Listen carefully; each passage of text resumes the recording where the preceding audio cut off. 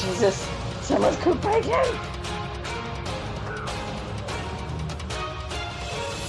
Oh God, what did I just pour into my gullet? I'd have her.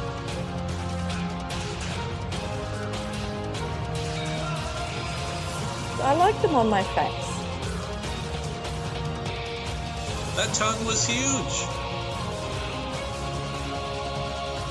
I want the guy to be hung.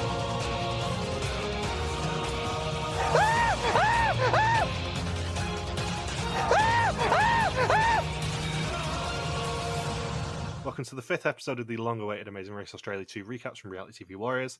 My name is Michael Armstrong, and joining me as always is a Canadian who has decided it's time for evil, sexy and normal Logan to come out, Logan Saunders. Good afternoon. And the lady who we enjoy pushing the buttons of when we're a little bit bored, Michelle Pearce-Denovan. Good morning. Yes. The most Michelle intro ever. You do. Although I know when it's going to happen, so that's okay. Yeah, you know when it's going to happen because it's all the time. I just watch episodes and go, oh, Michelle's going to hate that bit. Yeah, what have I got in caps on my page? I don't have too many caps on this page, so it's okay. I do have a giant what? Wait till we get to it. Yeah, I'm going to predict before we've even started properly recording this episode that Michelle is going to have some thoughts about the Paul and Grace situation. Correct. But you do as well. Yeah, I do. Because, I mean, I'm definitely more Team Paul than I was when I watched these episodes originally. I was hoping that Paul would get his comeuppance when I watched them originally, and I'm watching this 11 years later going, oh boy, yeah, I think I agree with Paul here a lot of the time. So previously, 9 teams raced to Dubai, where Paul and Steve became a target, and James and Sarah leapfrogged the competition and won the leg.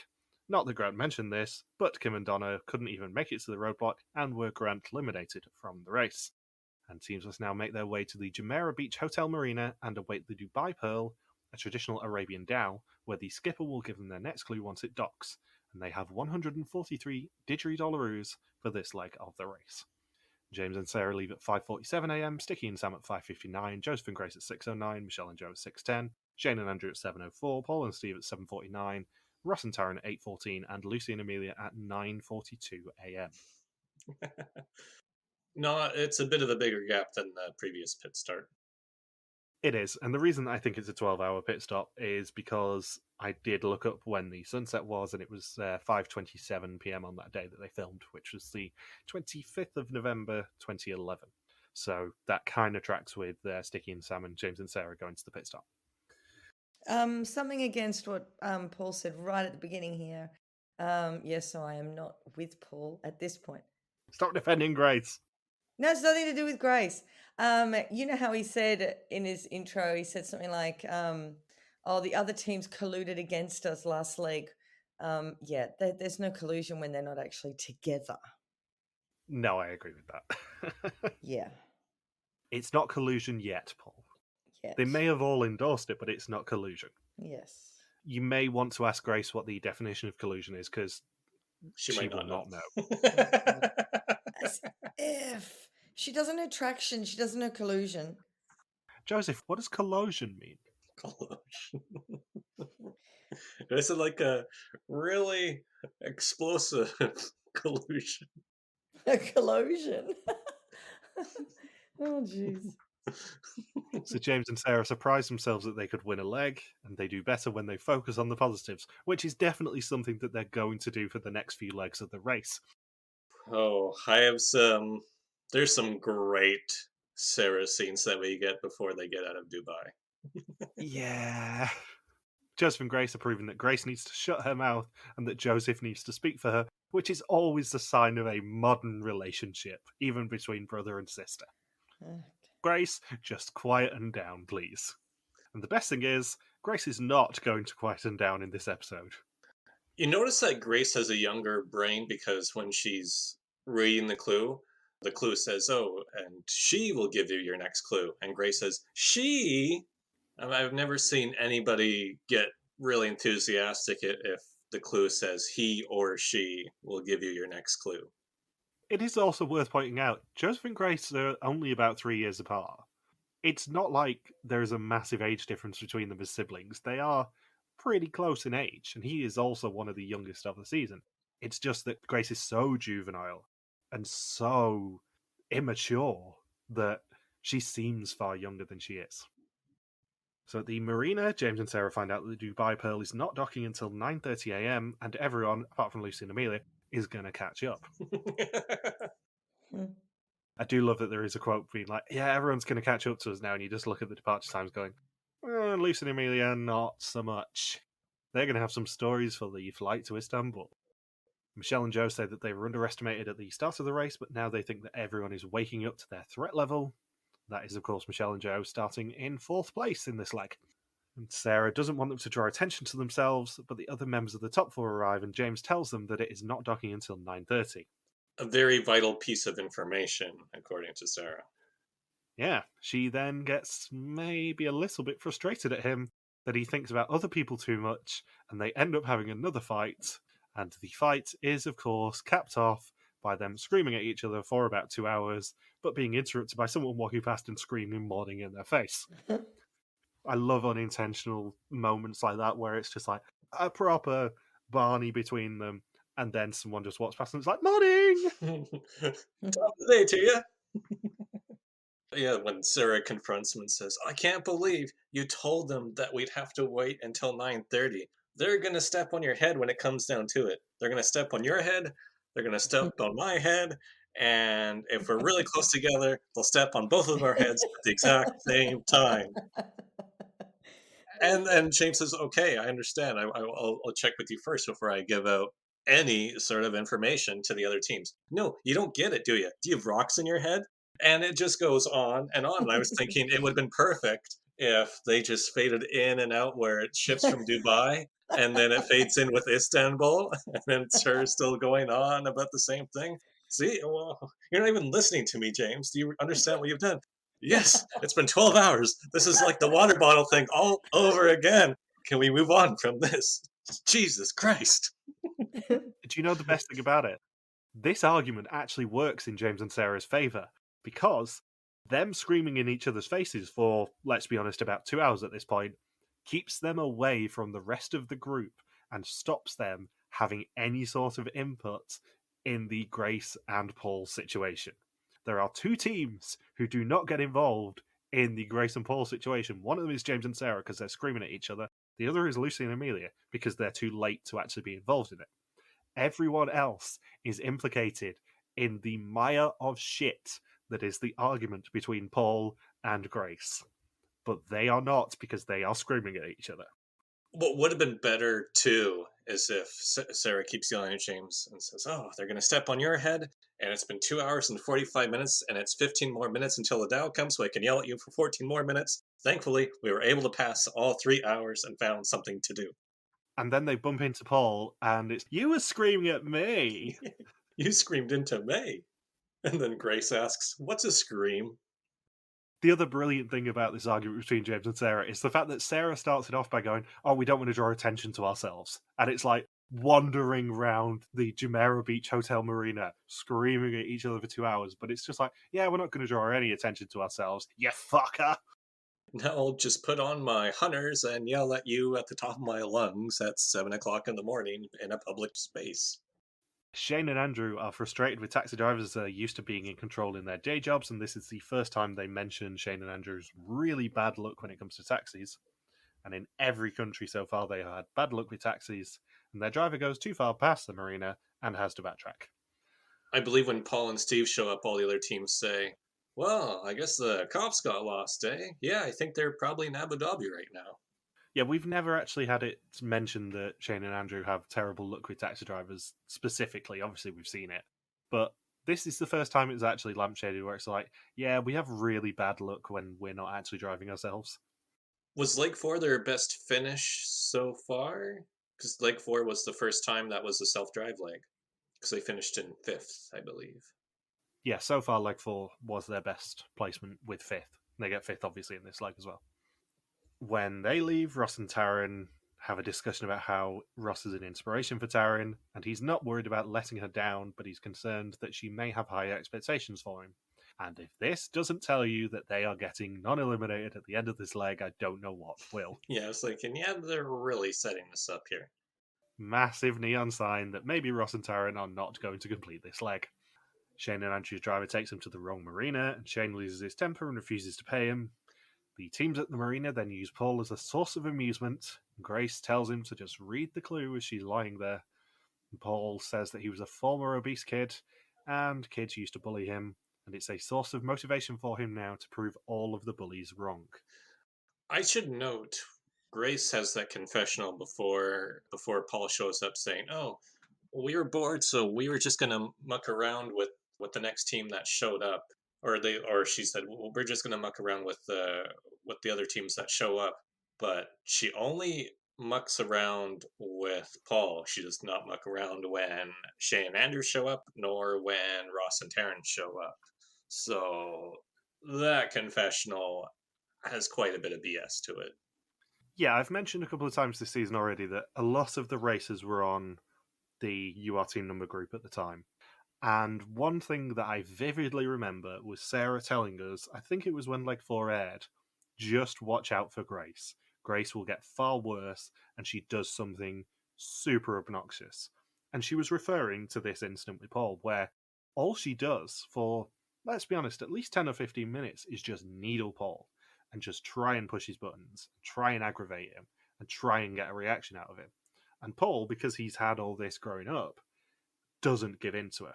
He doesn't let her know that she's annoying him. He just tries to get himself out of that situation as fast as possible. And kudos to Paul for having a good amount of temper here, because, to be perfectly honest, she should have been pushed in the marina as soon as she started needling him. Yeah, read the clue, Paul. Read the clue. He should have just pushed her off the wall. Yeah, that's get you off the race. But it would have been so worth it. And then switching that to that psychological tactic of, "Oh, I was just joking around, Paul. I'll give you a hug." And then Paul says, "Well, I don't want you to touch me, Grace. You sicken me." And everyone says, "Ooh." And then Grace says, "Well, we can talk. Want to talk for 5 minutes, Paul?" "No, I'm not interested, Grace." Well, I'm interested. Thinking, after you go out of your way to annoy somebody, it's essentially on their timetable when and if they want to talk to you. Because Grace went really far out of her way to go after Paul, and then it's, "Oh no, I wasn't having a go at you, Paul." Thinking that's not quite how it works. It's not like, "Oh, I can't believe he doesn't want a hug from me, the only hot girl who's around in this marina right now." I said this to you guys on Facebook when I was watching the episode a couple of days ago. I don't think anyone comes out of this situation very well, but I especially don't think, you may be surprised by this, that Sticky and Sam and Michelle and Joe come out of this very well. Because they are both sitting there and doing nothing to stop Grace. And arguably, if they think that she's just going to do a bit of friendly banter or whatever, and we know what banter is actually a euphemism for, then it's acceptable. But if she was on at him for 10 or 15 minutes, as I suspect, they did nothing to step in and say, "Grace, back off. He don't want to talk to you. Leave him alone now, please." And that's not a good look for them. As much as I love both of those two teams, and arguably, I know there's a chance of us speaking to Sticky and Sam at some point, but I don't think that's a very good look for them. But do you know if they actually did say something? We don't know. Did I ask Shane and Andrew about this? I can't remember. I don't think you did, because they weren't there. That's the thing. Right, they were still in Abu Dhabi. Yeah, they escaped by virtue of being in Abu Dhabi. But I don't think it's a good look on screen, at least, for Michelle and Joe and Sticky and Sam to not have told Grace to just back off and leave him alone, which they should have done if they didn't. Yeah, there's a few things I picked up from this episode. One is that Shay and Andrew are still really pissed at Paul going into Istanbul because they hear all of this secondhand, or rather, when they use the quote-unquote anonymous U-turn against Paul and Steve, they said, "Well, it's because of the way Paul treated Grace earlier," but they weren't even around for that, so clearly they just get told about it secondhand, and I'm sure after already their negative experiences with Paul, they're thinking, "Oh, Paul's just overreacting or being was being a bit much. That's why we U-turned him.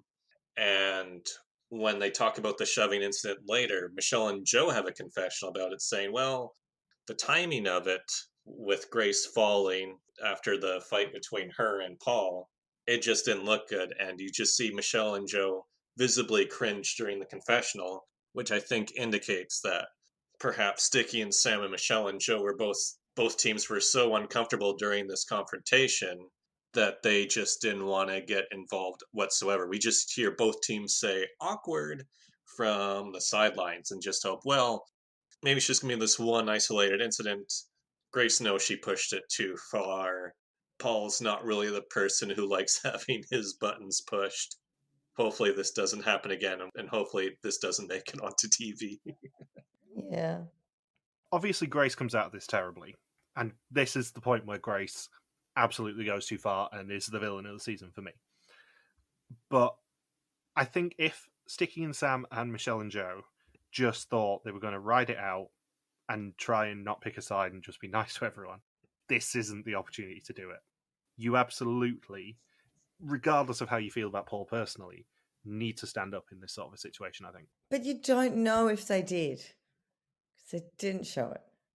That's the thing. I think if they did do it, it probably would have got shown, though. You see? Yeah, because the editors hate Grace. That's the thing. The editors in 4.5 episodes at this point have gone out of their way at every opportunity to show that Grace is immature and awful to be around and is the villain of the season.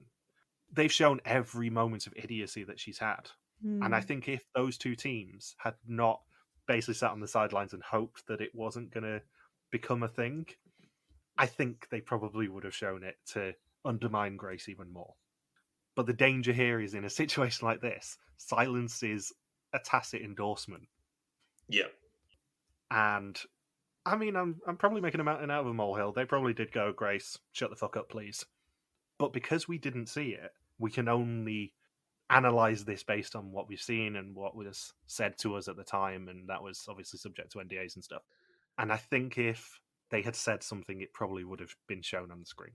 Or both teams also didn't get involved because they find perhaps Grace and Paul equally unpleasant in their own ways and thought, well, it's two people that neither of us really care for, therefore neither team wants to be involved.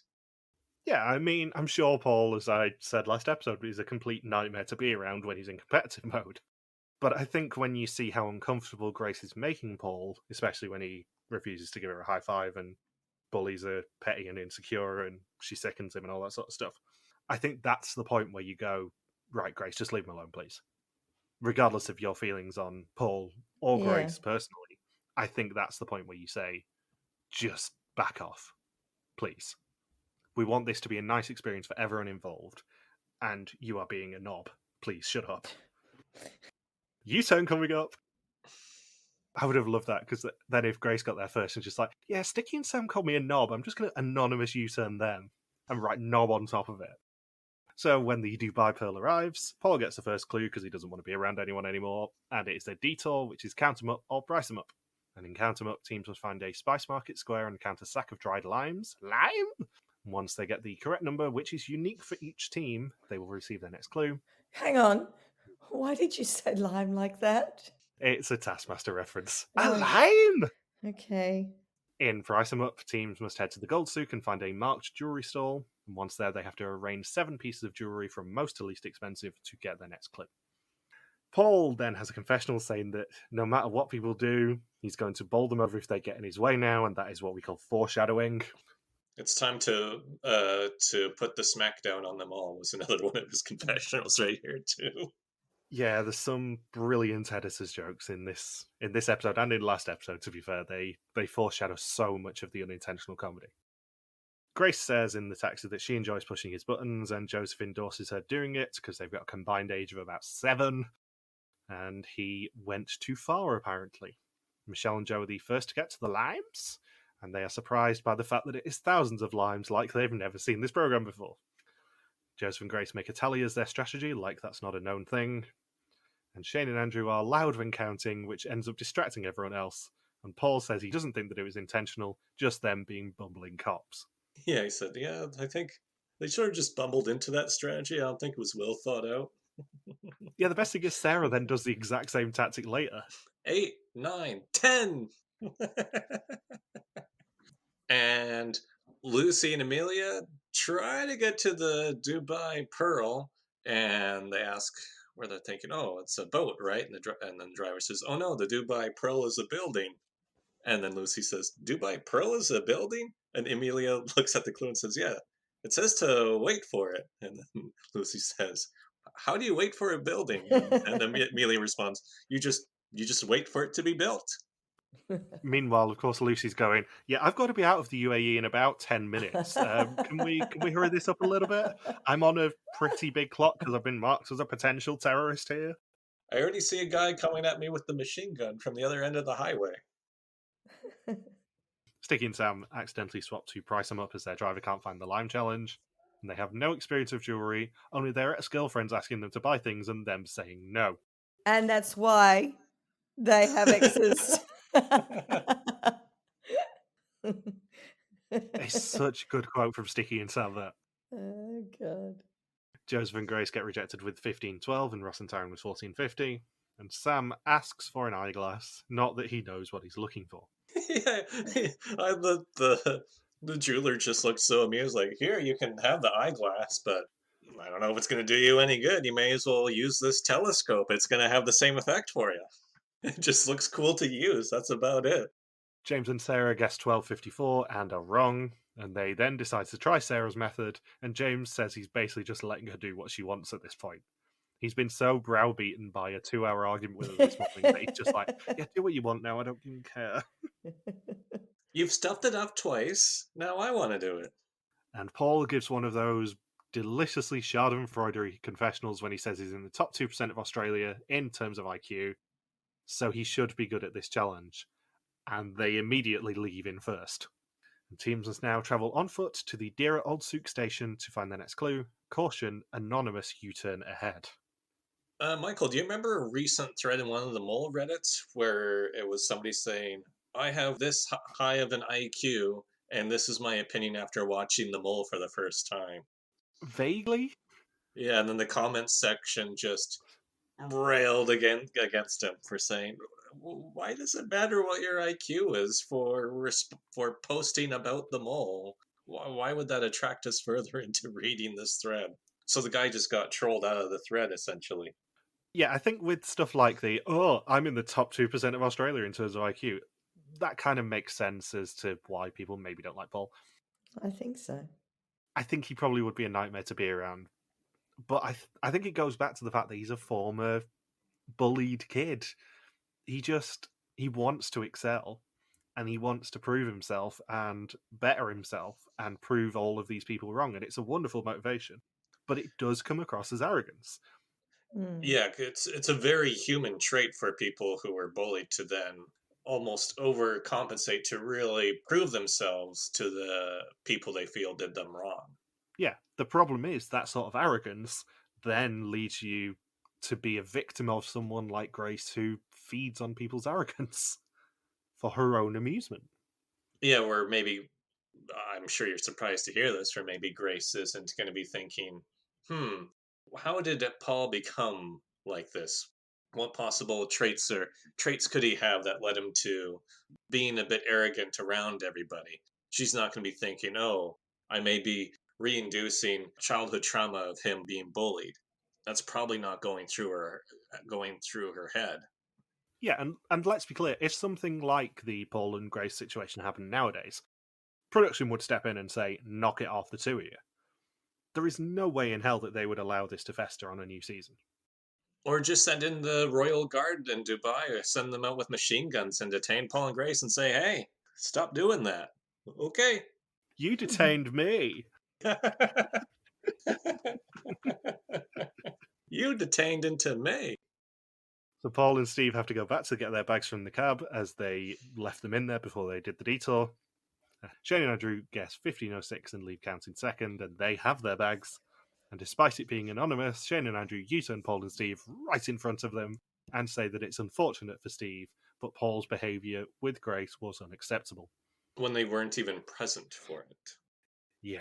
And they haven't placed above 5th so far, so it is entirely for social reasons, and Paul says that it is cowardice on their part. How is it cowardice? It was I think Paul said it was in the top 2% of the most cowardice moves in Australian history. Like, what? It's not cowardice. Oh, jeez. Teams must now fly to Istanbul in Turkey, the only city in the world spanning 2 continents. And once there, they must head to the Blue Mosque and find the Sultan, who will give them their next clue. And when Lucy and Emilia arrive, Paul and Steve are just heading back to the Gold Detour and say the words, "Hello, sexy boys." Michelle and Joe get the same count as each other, so try one less and leave counting actual second with 15-11. And Paul and Steve head to their jewellery store, which is not the same one as Sticky and Sam's, can I point out? Really? Yeah, it's 2 different stores. Yeah, they labeled it as jewelry store number 1 and jewelry store number 2 as a subtitle on screen. Yeah, Sticky and Sam's one is something like the Italian jewellery store, and Paul and Steve's is not. But I think it was 3 or 4 stations in each. And they were presumably in their clue told to go to one of 2, depending on who they are. Yeah. Steve says he has a bit of bling at home and gets it on his second try, leaving Price in actual 3rd, and Sticky and Sam leave Price in 4th eventually. Ross and Taryn leave count in 5th with 14.96. And in a brilliant move that I don't think is talked about nearly enough, Michelle and Joe grabbed a Emirates timetable when they flew into Dubai and find a direct flight at 2:30, borrowing their driver's phone to book it and ensure that they are on the first flight out of the country. Too bad it got delayed. Too bad it got delayed, but absolutely brilliant move from Michelle and Joe, I have to say. Yeah, I was thinking, yep. I think I said this during episode 2 recap we did, that the things that they're good at, they are really, really good at on the race. Yeah, in terms of all-female teams who are really good, you don't immediately think of Michelle and Joe.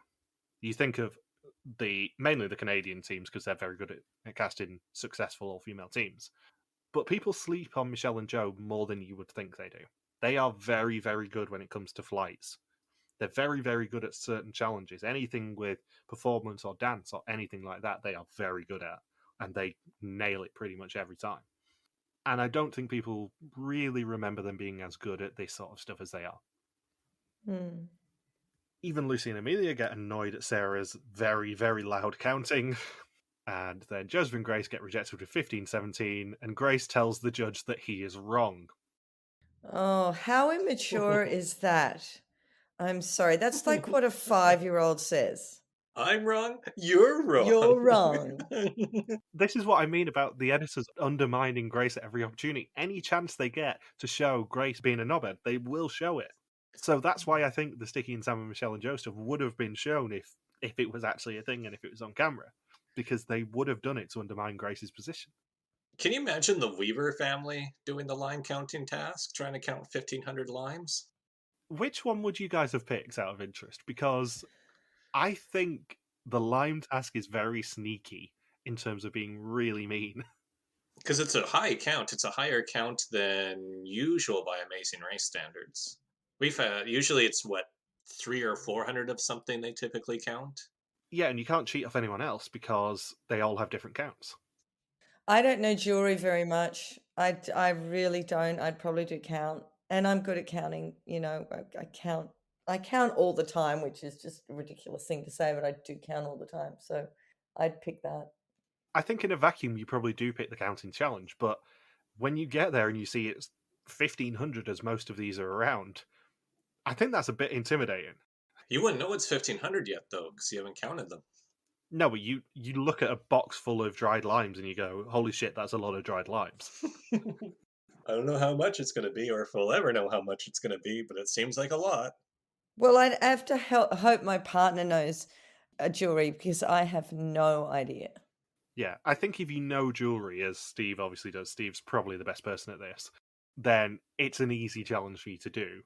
But in terms of just gaming it, there are a lot of permutations to trying to game it. But you could be stuck at the lime challenge for hours. Yeah. What was it, Sarah, who said, oh, white gold is more expensive? I'm thinking, well, I learned something new today. I did love Sarah when they do switch, trying to get some earrings off him because she's lost hers. That did make me laugh. Yeah. So Joseph patronizes Grace, but she solves the puzzle quickly and they leave Price in 6th. Lucy and Emilia leave Count in 7th with 14.99, and James and Sarah leave Price in last.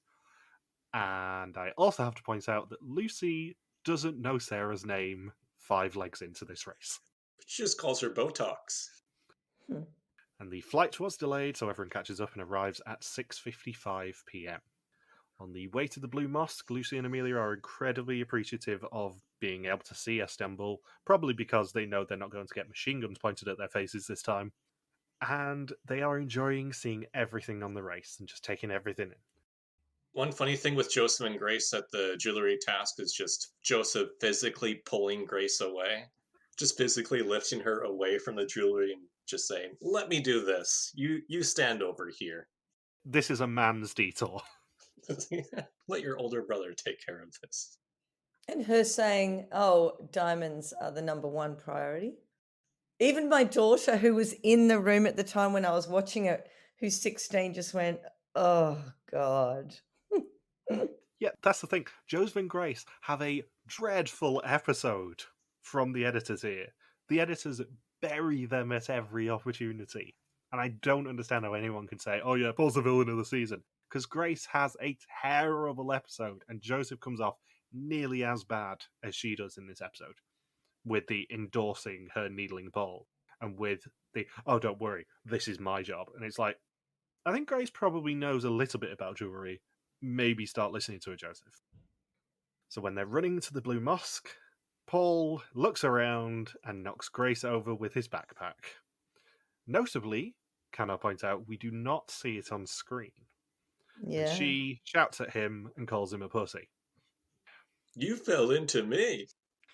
Nobody comes out of this good. Lucy and Emilia's first instinct is to make sure that Grace is okay. Yeah, she separates Grace and Paul like that. Emilia uses all of her school teacher skills and just separates Grace away from the situation. It's just like, "Are you okay? Please stop screaming obscenities at him. You are going to attract some attention." But nobody really comes out of this situation very well. Yeah, then this is where we get Michelle and Joe cringing, thinking, the timing of when Grace fell and being in close proximities to Paul doesn't look good on TV. No, it's interesting to get that from Michelle and Joe's perspective rather than from Paul's perspective or Joe's from Grace's straight away. And the reason we get Michelle and Joe's is obviously it sets up next episode with their little interaction with Paul. But I think it's very interesting that they choose Michelle and Joe to be the narrators of this incident rather than any team who's actually involved in it. And this is where we get another hint of Lucy and Emilia's friendship with Paul, because they air Emilia's confessional saying Paul was running really, really fast, clearly not observing what was around him. He would have knocked over anybody during that sprint. Yeah. And I think it is also notable that the only two teams who did not U-turn Paul and Steve are not involved in either of the incidents in this episode. Only two teams, which was James and Sarah who U-turned Lucy and Emilia, and Lucy and Emilia who U-turned Shane and Andrew, are not involved in either of the incidents between Paul and Grace. This thought just came to my head right now. Wonder if Grace was more willing to needle with Paul because James and Sarah and Lucy and Emilia weren't there at the Dubai Pearl when it happened. Where it's like kind of like what some bullies do, right? When when the person they want to pick on when their friends aren't around, that's when they jump in to make that person's life miserable. I'm thinking the two teams who didn't U-turn Paul just happened to not be there when Grace wanted to pick on Paul. Yeah, and I have no doubt in my mind that if Sarah was there, she would have told Grace to shut the fuck up immediately. Because that's how Sarah is. And Sarah didn't like Grace, for what it's worth. Sarah and Grace had some sort of mistrust with each other when they filmed the season. But I think that Sarah would have immediately stood up for Paul and said, "Shut up, Grace. Leave him alone." Far more than anyone else did. And I am, as you may have guessed, a little bit disappointed in Michelle and Joe and Sticky and Sam for us not seeing them tell Grace to shut up and leave him alone. But maybe they did. I might be wrong, but I think we probably would have seen it if they did. And then Paul actually did jump in, and you think, well, it couldn't have been intentional because this is the one time where Paul says, I am sorry for doing that. He did apologize to Grace right then, saying, I was trying to ignore you as much as humanly possible. The last thing I wanted to do was to be responsible at all for any sort of contact with you. Yeah, and also Paul is self-aware enough to know that the visual of him barreling into a small young woman is not going to reflect well on him on TV. Yeah, physically knocking over the youngest female on the race isn't going to have the best optics. So once they barrel into the Sultan, they find out it is a roadblock. Yeah, if Paul just knocks over the Sultan, if the Sultan fell over too. It's like, Paul, watch where you're running, buddy. You've knocked over Grace, you run over the Sultan. You ran into me. The Sultan ran into me. I think the Istanbul police are going to be on the Sultan's side in that situation. So it's a roadblock, which is whose memory won't go to water. Teams must now make their way on foot to the Hagia Sophia, one of the most important religious buildings in the world. One team member must enter and memorize the 8 Arabic symbols in the mosque before heading to the nearby Basilica Cistern and aligning the 8 symbols on a column.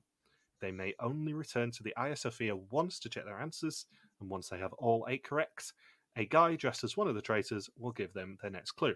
Caution, beware of blood-sucking leeches. And by this, I do not, of course, mean Grace. And it is Paul, Joe, Grace, Sarah, Lucy, Sam, Ross, and Andrew doing this roadblock.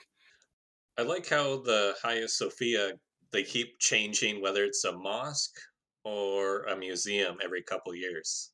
And they can't figure out whether to let tourists in or to keep tourists out. Yeah, do you know the history of this, Michelle? I know Logan does because he mentioned it on his blog, but A history of what? of the Hagia Sophia. Well, I know that it was a church originally, and I see it, and all I can think of is Tom Hanks actually when I see it because of Inferno. No, what was it called? Da Vinci Code.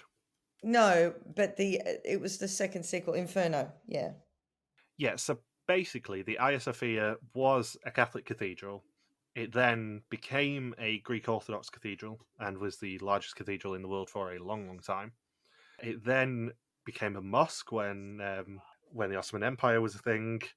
It then, in 1934, was made a museum by Ataturk when Turkey became independent. And then in 2020, it was reclassified as a mosque despite much international condemnation. And basically, Gosh. nobody outside of Turkey wanted it to become a mosque, but Erdogan insisted.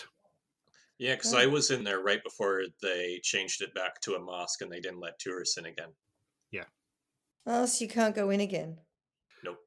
The blue mosque you can go in, but not that. I think you can on some days now to the Hagia Sophia, at least as of recording, but It'll change tomorrow. It'll change by the time this podcast is out. you certainly can't go in every day like you could when it was a museum between 1934 and 2020.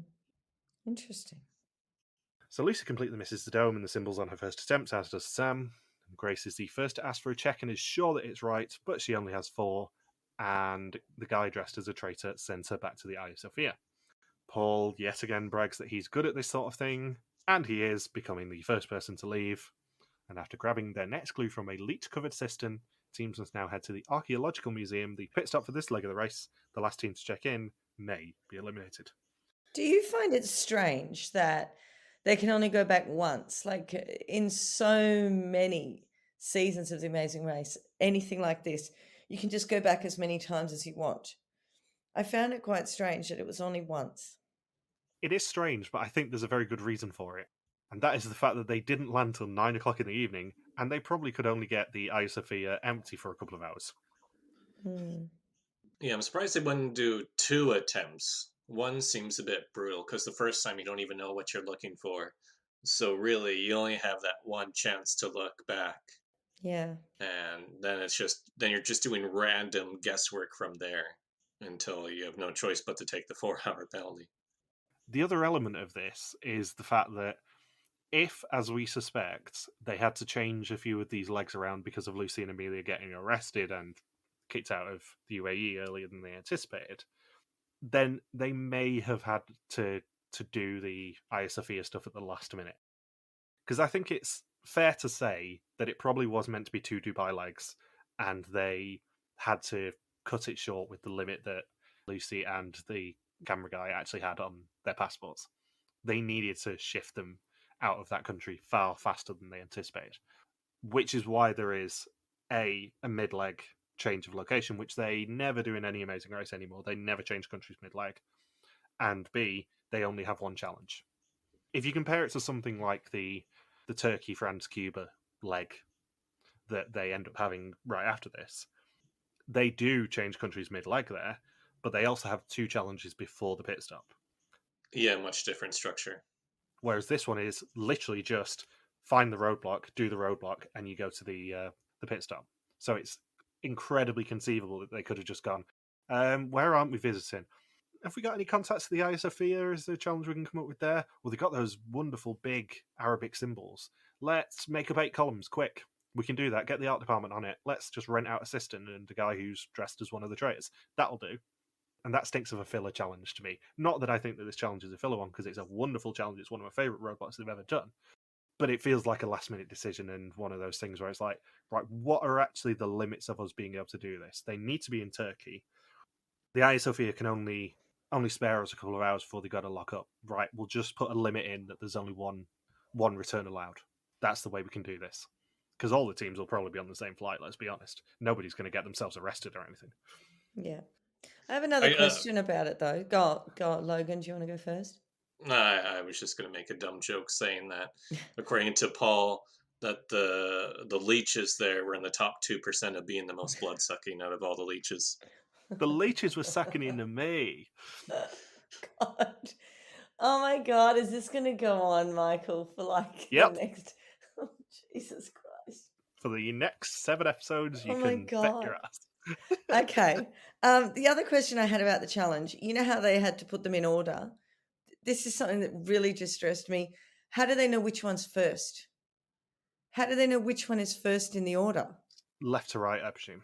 But they never explained, like, where to start when they were looking at the symbols. That sort of stuff will have been on the additional information, I suspect. Yeah, because this really annoyed me. I'm like, how do you know where to start? I mean, obviously I went to Turkey last month, but I didn't go to Istanbul, so I've never been to the Hagia Sophia. But I presume that they are all kind of on one wall, so you can conceivably get a left to right. Yeah, but they looked like they were in a circular. They looked like they were going around the room. Yeah, I presume there was some sort of location that they were told to start from or something. Okay. That distressed me.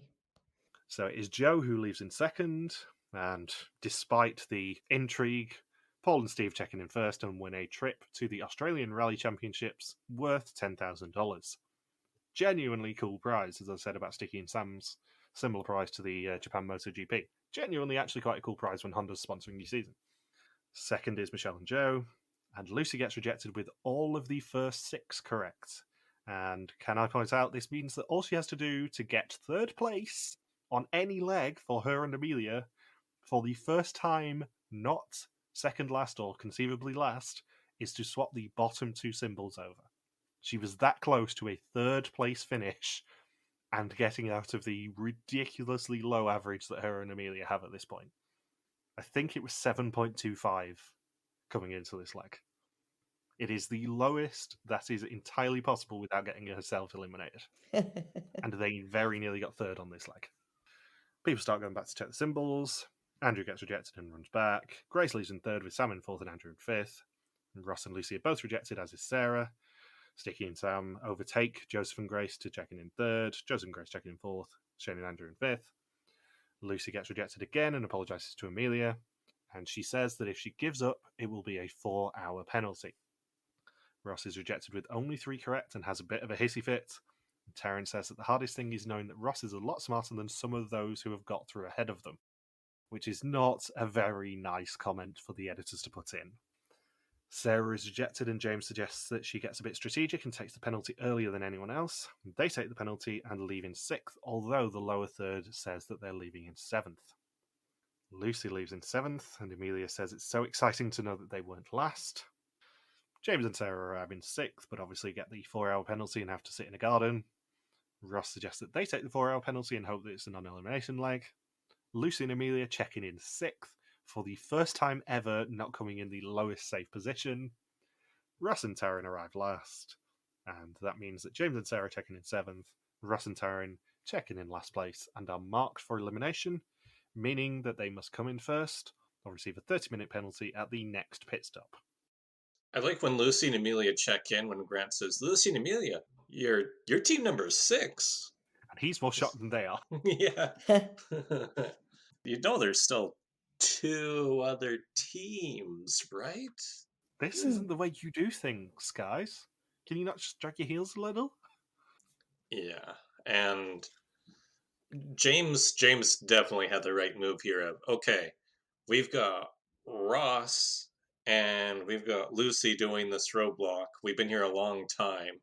We can bank on at least one, if not both of them, eventually taking the 4-hour penalty. It's essentially a redo of that lantern task from Amazing Race Australia 1, where a very similar situation happened where, was it Mo and Moss took the penalty before Anne-Marie and Tracy did.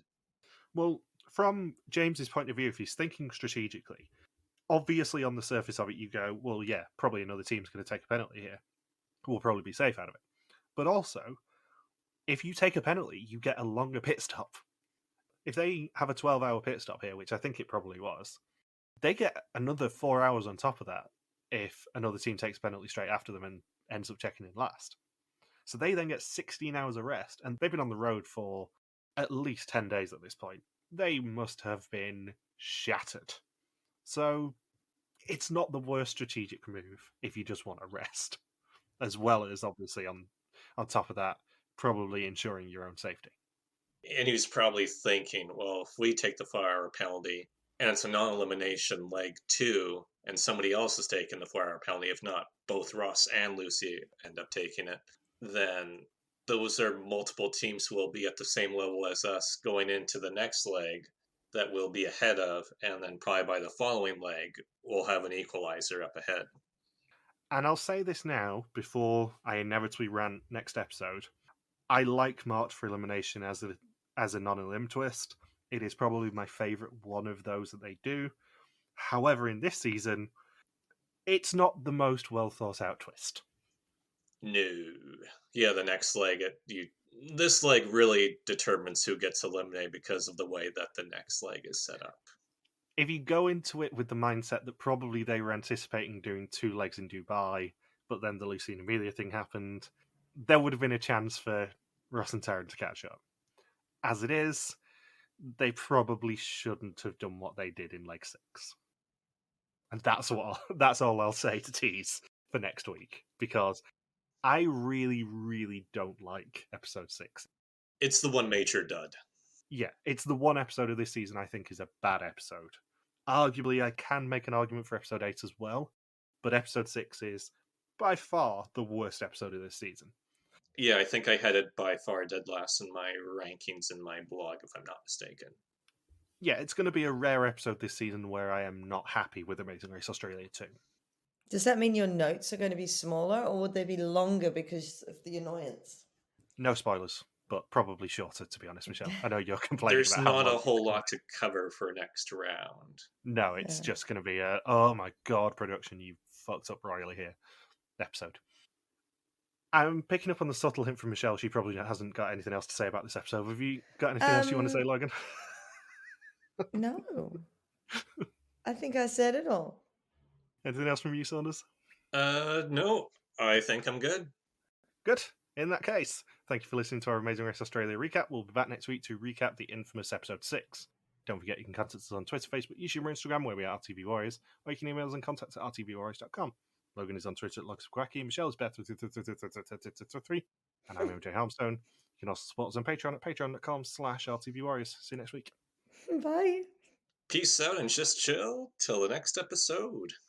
I like making that longer every time for you, Michelle. That was really long. I think it was the longest you've ever done.